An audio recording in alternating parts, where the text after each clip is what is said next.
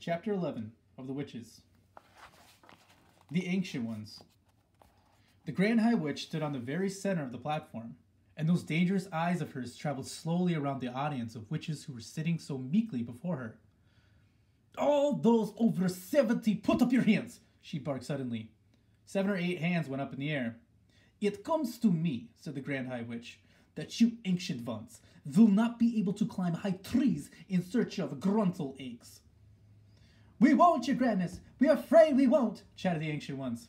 "Nor will you be able to catch my crab cruncher, who lives up high on the rocky cliffs," the Grand High Witch went on. "I can't exactly see you sprinting after the speedy cat springer either, or diving into deep waters to spear the blabberstitch, or striding the bleak moors with a gun under your arm to shoot from Grabbleskrit. You are too old and feeble for those things." "Oh, we are," shouted the ancient ones. "We are! You ancient ones have served me well over many years," said the Grand High Witch, "and I do not wish to deny you the pleasure of bumping off a few thousand children each because you have become old and feeble. I have therefore prepared personally with my own hands a limited quantity of delayed action mouse maker, which I will distribute to the ancient ones before you leave the hotel."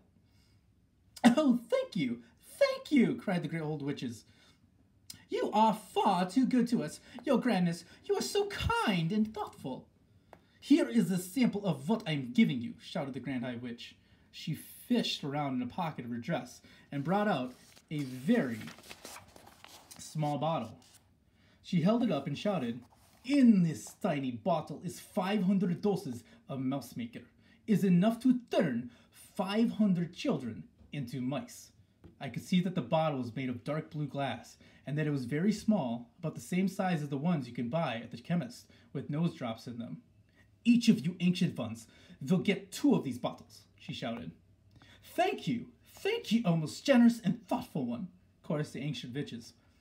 "Not 1 drop will be wasted. Each of us will be promised to squish and squallop and squiggle 1,000 children."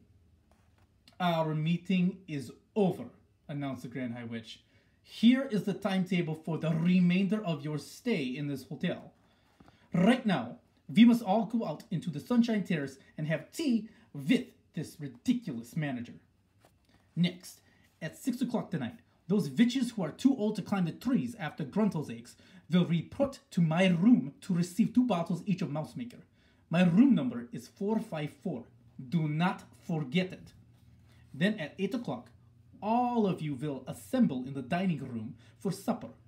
We are the lovely ladies of the RSPCC, and they are setting up 2 long tables especially for us. But do not forget to put the cotton plugs up on your noses. That dining rooms will be full of filthy little children, and without the nose plugs, the stink will be unbearable.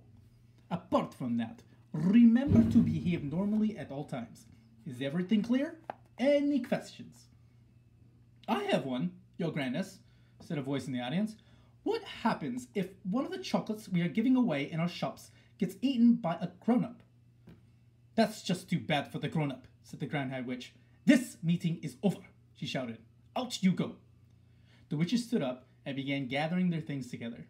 I was watching them through the crack and hoping to heaven they would hurry up and leave so that I might be safe at last.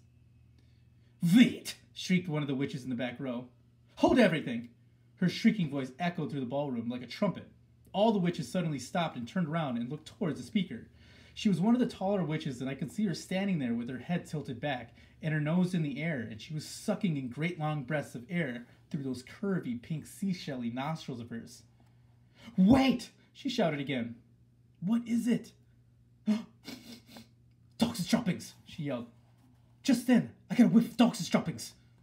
"Surely not," the other shouted. "There couldn't be." Yes, shouted the first witch. "There it is again. It's not strong, but it's there. I know it's there. It's definitely somewhere not too far away." "What's going down there?" shouted the Grand High Witch, glaring down from the platform. "Mildred's just got a whiff of dogs' droppings, your grandness," someone called back to her. "What rubbish is this?" shouted the Grand High Witch. "She has dogs' droppings on the brain. There are no children in this room." "Hey, hang on," cried the witch called Mildred. "Hang on, everybody. Don't move. I'm getting it again. Her huge curvy nose holes were waving in and out like a pair of fishtails. It's getting stronger. It's hitting you harder now. Can't the rest of you smell it? All the noses of all the witches in that room went up in the air, and all the nostrils began to suck and sniff. She's right, cried another voice. She's absolutely right. Dogs' dropping it is. Strong and foul. In a matter of seconds, the entire assembly of witches had taken up the dreaded cry of Dogs' droppings. Dogs' droppings, they shouted. The room is full of it. Pooh! Pooh! Why did we not smell it before? It stinks like a sewer. Some little swine must be hiding not so very far from here. Find it! Screamed the Grand High Witch. Track it down. Rattle it out. Follow your noses till you get it. The hairs on my head were standing up like the bristles of a nail brush, and a cold sweat was breaking out all over me. Rattle it out, this small lump of dung, screeched the Grand High Witch. Don't let it escape. If it is in here, it deserves the most secret things. It must be exterminated immediately. And that's the end of the chapter.